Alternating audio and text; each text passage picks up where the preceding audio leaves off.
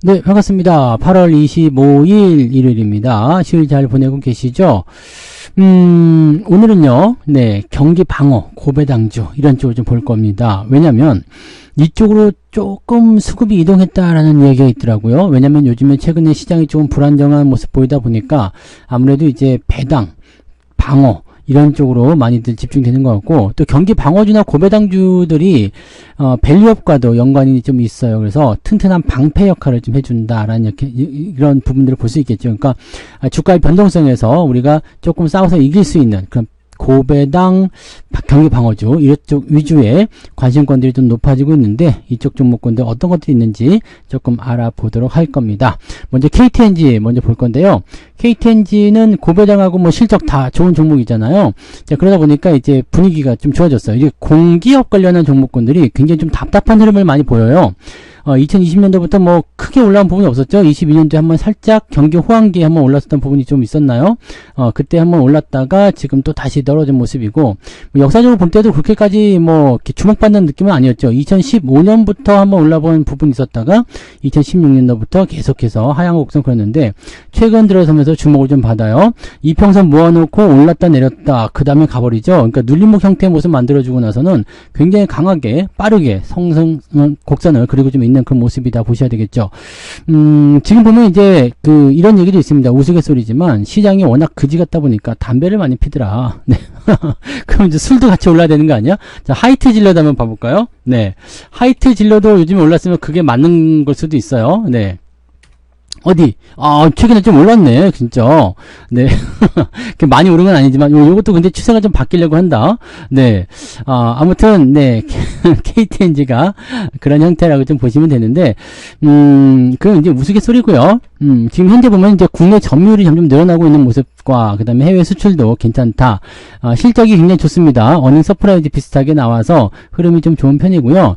배당도 많이 주죠. 네. 지금 배당 같은 경우도 많이, 줄 수 있는, 공기업들이 배당을 좀 많이 줍니다. 많이 챙겨주는 그런 모습이기 때문에, 이런 배당률 같은 경우도 상당히 도움이 될 수 있는 그런 내용 중에 하나라고 보시면 돼요. 그러니까, 배당을 이 종목이 얼마큼 주죠? 네, 한번 보니까, 5,400원이요. 5,400원 배당이면은, 거의 5% 가까이 배당 주는 거네요. 그죠? 네. 거의 5% 정도 배당이면은 이건 나쁘지 않습니다. 네.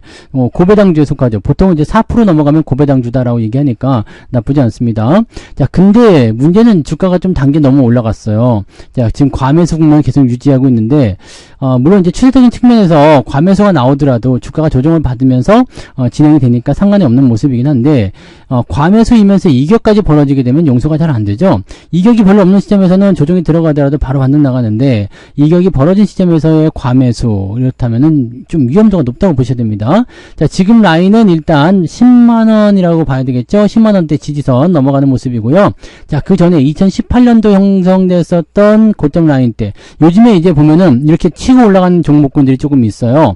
이 코로나 이전의 상황으로 돌려서 올라가는 모습들, 이게 장기적으로 물려있던 사람들이 팔아먹을 수 있는 자리까지 올려놓는데, 장기적으로 물려있던 사람들이 매도를 이미 중간에 다 쳐버렸을 수도 있으니까, 그런 부분 감안해 본다라면 새로운 사람들이 올라갈 수도 있고, 자, 정말 오랫동안 보유했다가 팔아먹는 사람도 있을 수 있겠죠. 그래서 단기적 차익 실현이나 또는 물린 사람들이 팔아먹고자 하는 모습이 나타날 수 있습니다. 얼마까지요? 10만원까지. 왜냐면 이쪽 매물대가 넘어갔기 때문에. 그럼 이 종목의 변동성은 10만원까지로 보셔야 됩니다. 아래쪽 하방 변동성은 10만원 지지로 보시면 되는 거고요. 자, 여기선 조정을 좀 받더라도요, 이평선이 모여질 가능성은 충분히 있겠죠. 그래서 위쪽으로 우상향을 타고 들어갈 가능성이 높기 때문에, 자, 지금 KTNG의 좀 중장기적인 기대감은 괜찮아요 라고 말씀드릴 수 있을 것 같아요. 괜찮아 보이고요. 일단 10만원대 위쪽에서만 지켜주면 될 것 같습니다. 그러니까 주가가 조금은 떨어질 수 있어요. 여기서 더 올라간다기보다도 조금 조정받고 들어가는 것이 훨씬 더 유리할 수 있거든요. 대신에 깊게 들어가면 안 되겠죠. 10만원 깨고 막 내려가 버리면은 골치 아픈 상황이 벌어지고요. 10만원 위쪽에서 지지선만 나온다면 괜찮을 것 같다 판단됩니다. 그러면 요 흐름으로 여러분 여러분들이 참고를 해서 진행하시면 된다는 얘기인데, 자, 그렇게만 된다고 하면 사실 뭐 문제시 될 만한 부분이 거의 없다고 볼 수 있잖아요. 그죠? 그래서 가지고 계신 분들 일단 10만원 정도 수준으로 저점 지지 보시면 되겠고요. 신규 매수를 생각하시는 분들은 10만원 아래쪽이 좋은데, 시간적인 부분들을 어느 정도 투자를 하셔가지고 10만원 수준에서 지지받는 거 확인하고 그 다음에 대응하시는 게 맞을 것 같아요. 그래서 그런 정도 보시면 되고, 지금 뭐 배당금이 5천원이 넘으니까 네, 10만원 정도에서만 하셔도 5%대 배당 받을 수 있잖아요. 그럼 나쁘지 않죠? 실적이나 이런 거 괜찮고요. 그래서 일단은 지지가 좀 확인되는 거 보고 그 다음에 대응하시는 게 맞지 않을까 보여집니다. 지금 현재로서는 중장기적으로 나쁘지 않아 보이긴 하는데 단기에 조금 올라간 게 부담스럽습니다. 그래서 매수 따라하기 좀 어렵고요. 가지고 계신 분들은 10만원 지지선 보면서 홀딩 관점 유지하시면 되겠습니다. 자, 그 다음에 SK텔레콤 볼게요. 네, 통신주도 대표적인 네, 그런 방어주죠. 근데 이 종목 같은 경우는요, 과거 수치부터 보면 아시겠지만 예전에 이제 그 막 통신주들이 올라갈 때 그럴 때 산 사람들이 배당을 많이 받는 거지, 실질적으로는 지금 현재쯤에서 배당 받기는 어렵습니다. 이거 배당금이 지금 보면은 3,500원 정도 나오거든요. 3,500원이면은 48에 32. 이것도 한 5% 나오네요. 그죠? 네, 지금 이게 56,000원까지 떨어졌으니까 5% 정도 나온다. 5%면 나쁘지 않습니다. 이거 배당금이 계속 올라가면서 이렇게 된 거죠. 몇 년 전만 하더라도 2,000원대였는데, 지금 올해 배당 예상치가 3,500원이니까, 이 정도도 나쁘지 않네요. 네, 괜찮습니다. 5% 정도면은. 그 다음에 이게 기업 자체가 훌륭하죠? 네, 탄탄하고 나쁘지 않습니다. 추세도 지금 잘 되어 있고요. 대신에 방어주적인 성격이라서 시세 차익이나 이런 부분을 노리기 좀 어렵습니다. 네, 근데 요즘에는 AI니 뭐니 등등등 해가지고 얘기들 많이 나오고 있으니까 통신주들도 관심을 좀 가질 필요가 있겠죠. 자, 직전 고점대 형성된 구간대가 지금 6만원대 정도 나와 있는데, 6만원을 넘어서게 되면은 일단 지난번 최고가 이런 거 넘어갈 수도 있거든요. 물론 당연히 넘어갈 수 있겠다 생각이 듭니다. 요즘에는 통신 요금 같은 경우가 예전에는 그냥 핸드폰하고 그 핸드폰 사용료였잖아요. 근데 이제는 그 통화료는 무료죠. 통화료는 그냥 무제한이고 다 데이터로 이제 그 요금을 받아먹는 상태인데, 요금이 계속 올라가요. 네, 요금이 계속 올라갑니다. 희한하지 않습니까? 이 데이터에 대한 부분들 무료다 많이 퍼준다라고 하지만 요금이 계속 올라가는 것 같아요. 요즘에 그냥 무제한 쓴다 그러면은 8만원. 물론 알뜰폰 이런 거 쓰시는 분들은 굉장히 저렴하게도 사용하시겠지만, 평균적으로 보면은 휴대폰 가격하고 같이 붙여가지고 이 판매를 하기 때문에 대체적으로 좀 가격이 좀 비싼 것 같다 생각이 좀 들어요. 네, 아무튼 7, 8만원대 이제 요금 내시는 분들 굉장히 많잖아요. 그러니까 그렇게 생각하시면 되는데, 자, 아무튼 그래서 실적적인 측면도 나쁘지 않고요. 네, 그 다음에 기업도 배당금을 계속 올려줄 수 있는 그런 효과들을 가지고 있어서 이런 것들도 고배당주로 나쁘지 않죠. 지금 SK텔레콤 같은 경우는 시세 차익에 대한 부분들을 노리기는 어렵지만 배당 투자로서는 크게 손색이 없다고 판단이 돼요. 그리고 주가 흐름 자체가 이 정도 수준이면 거의 평균적이라고 좀 보시면 되거든요. 그래서 현재 가치보다는 일단은 주가가 조금씩 올라가는 게 맞겠죠. 그래서 내려갔다 올라가는 모습이겠습니다만 지금 자리는 괜찮다 보여집니다. 2020년도에 만약에 매수를 하셨다라고 한다라면 배당금이 3,500원이니까 네, 거의 10% 넘는 배당금이잖아요. 그러니까 이럴 때도 네, 타이밍 좋게 잡으면 괜찮은 거죠. 그러니까 고배당주도 이런 포인트가 있어요. 자, 지금 이거는 그냥 홀딩 하시면 됩니다. 그 다음에 배당주 쪽에 관심이 있으신 분들은 이런 부분들 좀 내려올 때 53,000원대 내려올 거예요. 지금은 많이 올라가 있는 상태라서 조금 이제 조정이 좀 필요한 상황이고, 자, 매물대 거의 근접하고 있죠. 그러니까 매물에 대한 조정을 통해서 조금 주가가 내려올 겁니다. 그래서 그 타이밍을 이용해서 공략하시면 되는데, 배당주 쪽에서는 지금 괜찮다고 생각됩니다. 그래서 53,000원, 52,000원 요 구간대가 오면은 한번 공략 포인트 잡아보시는 것은 괜찮을 것 같다 판단되니까 참고하시면 될 것 같습니다. 이거 그냥 홀딩 하셔도 되고요. 네, 상황 보고 잘 놔뒀다가 킵해뒀다가요, 주가가 조금 괜찮아지면 그때 매수하시면 괜찮을 것 같아 보입니다. 이 부분 참고하시고요. 자, 그 다음에 아모레퍼시픽 볼게요. 아모레퍼시픽이 경기 방어주예요? 라고 할 수 있는데, 필수 소비재. 네, 필수 소비재. 그 다음에 이렇게 화장품이라든지 이런 것들 변동성이 좀 적다고 얘기가 나와요. 근데 아모레퍼시픽 같은 경우는 지금 배당금이 얼마 안 됩니다. 네, 1,100원 정도. 그냥 경기 방어주적인 성격의 종목이라고 보셔야 됩니다. 그래서 그런 부분들이고요. 배당금이 얼마 안 되니까 실질적으로는 이렇게 딱히 얘기할 만한 부분이 별로 없죠. 근데 여기서 한 가지, 화장품 같은 경우는 경기가 좋아지거나 이제 마스크도 벗었고 하니까 좀 올라가도 되는 거 아니야? 그래서 최근에 좀 북미 지역 쪽 뭐 해가지고 뭐 올라가는 부분도 있었고 중국 지역 어쩌고저쩌고 해가지고 올라가는 것도 있었죠. 근데 2분기 실적이 아주 박살이 났어요. 그래서 주가가 큰 폭으로 떨어졌는데 이렇게 되면은 다음번 실적 나올 때까지는 주가 올라가기가 어렵습니다. 그래서 이거는 지금 현재 시점에서는 일단 네, 충격을 완화시키는 구간으로 가고 있기 때문에 이제는 뭐 매도가 별다른 의미는 없을 것 같아요. 매도는 의미가 없을 것 같은데 여기서 매수가 들어간다는 것은 조금 애매합니다. 매수해서 뭔가 찾기가 좀 어렵죠. 그러니까 다음번 실적 발표가 나오는 그 시점까지는 횡보가 진행될 가능성이 굉장히 높아요. 그래서 이 종목은 지금 현재 시점에서는 뭐 갖고 계신 분들 매도할 이유는 없겠고요. 가지고 계신 분들은 그렇게 보시면 되는데 신규 접근 재미없습니다. 네, 대응 들어가실 필요는 없을 것 같아 보입니다. 그래서 지금 13만 5천 원 정도 수준으로 해가지고 계속 갇혀 있을 것 같은 느낌이고요. 요거는 이제 10월, 네, 9월 넘어서까지도 아마 이 실적 기대감이 또 생겨나지 않으면 주가가 더 빠질 수도 있어요. 그러니까 지금 현재 시점에서는 아무리 방어주적인 역할을 한다고 하더라도 실적이 안 좋으면 안 되거든요. 그래서 그런 부분들 보셔야 되고 변동성이 화장품이 뭐 방어주적인 부분에 속한다, 필수 소비재다 이렇게 얘기는 하고 있지만 실제로 또 그렇게까지 요즘에 그런 것 같지는 않더라고요. 그리고 화장품 관련주들이 지금 좋긴 좋아요. 좋기는 좋은데 대형 섹터 쪽에 포함된 화장품 관련주들은 중국 쪽 연결고리가 좀 있어가지고 같이 조금 부담스러운 것 같긴 합니다. 그래도 이 아무레 퍼시픽 같은 경우는 뭐 태국 쪽에도 진행하고 있는 모습도 좀 있고 뭐 그런 부분이 있어서 뭐 그럭저럭 네, 나빠 보이진 않습니다. 다만 실적적인 측면이 부담스러웠었다. 요거 이제 악재는 다 소화됐으니까 주가 흐름으로 연결만 조금만 시켜주면 이제는 될 것 같아요. 그리고 지난번 이제 서킷 브레이커 나올 때, 네, 주가가 좀, 네, 지랄 맞은 상황까지 같이 만들었잖아요. 그래서 실제적으로 이제 주가가 올라가기 좀 힘든, 네, 그런 상태를 볼 수 있다라고 보시면 되겠죠. 자, 8월 5일날 서킷 한번 만들어내고, 그 다음에 실적으로 한 번 더 빠져버려요. 그러니까 이렇게 되면은, 네, 사실적으로 힘들다는 얘기죠. 그러니까 요게 올라가줘야 되는데, 그게 안 나왔으니까, 요 실적적인 부분들 해소되기 전까지는 건드리지 않도록 한다. 이 부분 좋겠습니다. 가지고 계신 분들은 어쩔 수 없죠. 그냥 홀딩 전략만 조금 지루할 겁니다. 그 부분 체크하시고 대응하시면 되겠습니다. 자, 그 다음에 KB금융, 네, 대표적인, 네, 경기 방어주면서 금융주면서 이렇게 보죠. 그래서 KB금융하고 신한지주하고 같이 볼게요. 요거 지금 계속 올라가고 있는데, 저는 사실 은행주에 대해서는 약간 지금 부정적인 생각입니다. 뭐, 배당금은 잘 주고 있어요. 배당금의 지금 뭐, 3,000원 정도 나오니까, 근데 금융주 치고는 배당금이 좀 짠 거 아니야? 싶은 생각이 좀 있는데, 3,000원 조금 넘기는 한데, 금융주 치고는 배당금이 좀 짜요. 옛날 같은 경우는 그래도 5% 넘는데 이 생각이 있었는데 지금 8만원대까지 올라가니까 배당금이 짜죠. 자, 이 상태에서 한번 생각해 보세요. 자, 지금 가격이 9만원이다. 근데 배당금 3,000원이야. 그럼 33%, 3.3%밖에 안 되잖아요. 은행주인데 3%밖에 안 줘?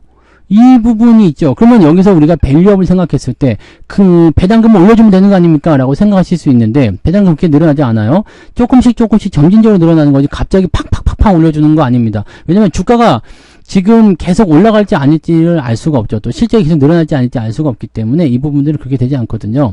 그래서 제 생각에는요, 지금 은행주들은 저는 이제 연초 시점에서 다 팔았는데, 이 부분이 지금 이제 치고 올라가면서 뭔가 분위기를 만들고는 있잖아요. 지금 이게 9만원까지 갔는데, 제 생각에는 너무 올라간 것 같다 생각이 좀 듭니다.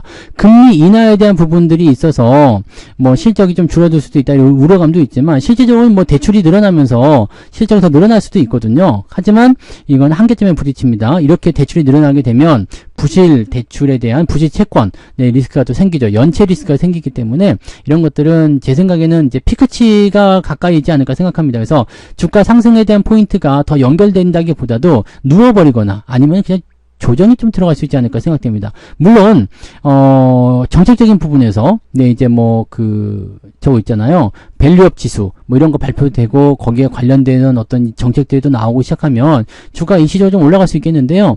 지금 시점에서는 그냥 네 이 이격을 좁히기 위한 박스 흐름이 연결되거나 네 이게 최선일 것 같아요. 아니면 주가가 내리거나 둘 중에 하나일 것 같은데 여기서 뭐 폭발적으로 올라간다 기대하기 좀 어렵습니다. 지금 86,000원인데 뭐 15만원, 16만원, 20만원 간다. 언젠간 갈 수 있겠죠. 근데 지금은 아닐 것 같아 보여집니다. 이 배부른 이격을 조금 조심을 하셔야 될 것 같아요. 당장은 매도하실 만한 이유는 없어요. 왜냐면 왜냐면 네, 지금은 이평선이 잘 정돈돼서 올라가고 있기 때문에 괜찮긴 한데요. 이게 꺾이게 된다라고 한다라면 반드시 조심하셔야 됩니다. 자, 지금 가격대로 친다라면 8만원 정도 시점 이탈하게 되면 매도를 보시는 게 유리할 것 같은데 그렇게만 일단 참고하시고 가지고 오신 분들은 홀딩하시면 될 것 같고요. 그 다음에 신규 접근은 네, 이거 사시는 것보다는 다른 거 사는 게 더 나을 것 같아요. 지금 사셔봤자 배당금이 3%밖에 안 된다. 뭐 그다지 네, 주가가 떨어질 수 있는 위험이 있는데 여기서 매수가 들어갈 이유가 없겠죠. 그래서 KB금융은 매수하지 않습니다 라고 말씀드리고 싶습니다. 이 부분 체크하시면 될 것 같고요. 자, 신한지주 볼게요. 신한지주는 배당금을 최근에 좀 올려준다 해가지고 주가 많이 올랐죠. 이거는 배당금이 지금 이것도 2,000원대입니다. 2,000원 정도 주는데 2,000원이면 이것도 3%밖에 안 돼요. 왜 그러냐면 예전에 2,000원이었다 3만원대 2,000원이었다 그러면 괜찮은 거지. 왜냐면 작년에도 2,000원 줬거든요. 그러니까 작년에 3만원이었어. 그럼 2,000원이면 이것도 네, 배당금이 제법 한 6%좀 나오나요? 그러면은 하여튼, 그 정도 나오는 거죠. 네, 배당금이 3만원일 때. 그러니까, 한 6% 나온다 보면, 지금 6만원이잖아요. 그럼 배당금이 3%밖에 안 돼요. 3%밖에 안 됩니다. 자, 물론 주가는 일단 지금 전고점 근처에 다다라서 더 올라갈 수도 있겠다. 밸류업이 어쩌다 할 수 있겠는데, 은행주들이 지금 다 배가 불러요. 네, 배가 불렀습니다. 그래서 이격이 많이 벌어진 상태예요. 대신에 추세는 상당히 안정적인 게, 지금 이렇게 우상향을 계속 보여주고 있고, 이평선 간의 간격이 그렇게 높지는 않습니다. 근데, 추세적인 부분이 계속 우상향인데다가, 금리 인하에 대한 우려, 당연히 있을 수 있어요. 실적이 계속 증가할 수는 없거든요. 즉, 피크치에 걸려버리게 되면, 주가가 더 올라가기가 좀 어려워진다는 얘기입니다. 그러니까 방어주적인 성격을 띠고 있지만 밸류업에 대한 의지를 많이 했었던 부분이었고요. 실제적으로 밸류업인데 배당금이 3%밖에 안 된다. 지금 시점에서 매수 들어가니 좀 껄끄러운데 이 부분 나올 수 있겠죠. 매수가 점점 약화되고 매도가 나올 수 있는 상황이 된다면 좀 답답해지겠죠. 그래서 매도가 나오지 않더라도 매수가 들어오지 않으면 주가가 더 쉽게 올라가기 어렵습니다. 이 구간에서 그냥 왔다리 갔다리 하지 않을까라고 생각되고요. 이것도 마찬가지예요. 6만원짜리가 9만원 10만원 이렇게 막 넘어가기가 쉬운 일이 아닙니다. 그래서 현재 시점에서 매수해서는 이 배당에 대한 매력도 별로 없고요. 3%밖에 안 되니까. 그 다음에 주가가 상승할 때 따른 시세 차익에 대한 매력도 많지가 않습니다. 지금 시점에서 매수는 좋지 않아요. 가지고 계신 분들 저 밑에서부터 갖고 있다 이런 분들은 나쁘지 않겠죠. 수익도 나와 있고 아직 추세도 괜찮으니까 아직 홀딩이고요. 네, 그렇게 보시면 되는데 신규 조건은 들어가지 않는 게 유리합니다. 자, 이 종목은 5만원 정도 지지선 보시면 될 것 같아요. 그래서 5만원 이탈하게 되면 매도한다 이 정도로 보시면 적당할 것 같다 보여집니다. 참고들 하시면 되겠고요. 자, 마지막으로 한 종목 더 볼게요. 한화손해보험. 보험주가 빠지면은 좀 그렇죠? 네. 보험주인데 이거는 배당금이 250원 정도 예상됩니다. 250원. 많은 수치는 아니네요. 계산기 한번 가봅시다. 오랜만에. 250원이 계산하기 어려우니까 250 나누기 6,080원. 지금 현재 가격이죠. 그러면은 배당금이 4% 정도. 자, 4% 이상부터는 고배당이라고 말씀드렸어요. 근데 주가를 조금 낮춰서 가격을 조금 낮춰서 살 수 있다라면 더 땡큐 될 것 같지 않습니까? 그죠? 네. 그래서 한 5,000원 정도 사면 배당률이 한 5% 정도 나오니까 이 정도 괜찮을 것 같아요. 그래서 매수 포인트는 한 5,000원 정도로 보시는 게 맞지 않을까 보여집니다. 그래서 이 정도까지 한번 기다려 볼 필요가 있겠고요. 대신에 보험주 섹터가 약간 주의를 좀 하셔야 되는 게 뭐냐면 저런 게 있죠. 금리에 대한 부담감. 금리가 인하가 되면 보험주들은 실적이 조금 쪼그라드는 모습이 좀 있어요. 왜냐면 얘네들은 현금성 자산을 받아가지고 채권 쪽에 투자를 하는데 채권 금리가 내려가는 쪽으로 가는 거잖아요. 그러니까 수익성이 좀 떨어지죠. 그러니까 이런 식으로 좀 보시는 부분이 있는데 실제로 이제 이런 쪽이 크게 작용한다라기보다도 그냥 그런 정도다라고만 보시면 됩니다. 그래서 약간 이제 전통적으로 봤을 때 금리 인하 시기에는 네, 이렇게 보험주들이 조금 눌리는 형태가 좀 있었다는 걸 참고하시면 되겠죠. 그래서 저는 이제 보험주나 은행주는 다 팔아먹은 상태이긴 한데 보험주 섹터 쪽에서 또는 이제 고배당 종목들을 좀 노리려고 한다라면 지금 하나손해보험 같은 경우는 그래도 네, 퍼가 굉장히 낮은 수준이죠. 실적 나쁘지 않아요. 그 다음에 주가 추이도 지금 현재로서 나쁘지 않죠. 그래서 괜찮아 보입니다. 그래서 가져오신 분들은 일단 홀딩 전략을 말씀드리고요. 매도할 이유가 없어요. 금융주 섹터가 지금 매도할 이유가 별로 없습니다. 네, 나중에 추세가 이탈하면 매도하시면 되는 거니까 당장 급하게 생각하지 않으셔도 되니까 그 부분 체크하시고요. 대신에 매수 포인트는 요거는 매수를 좀 하셔도 될 것 같기는 한데 5,000원에 근접해서 붙여가지고 대응하시면 조금 더 낫지 않을까 생각됩니다. 그래서 이런 부분까지만 체크하시면 좋을 것 같아요. 네.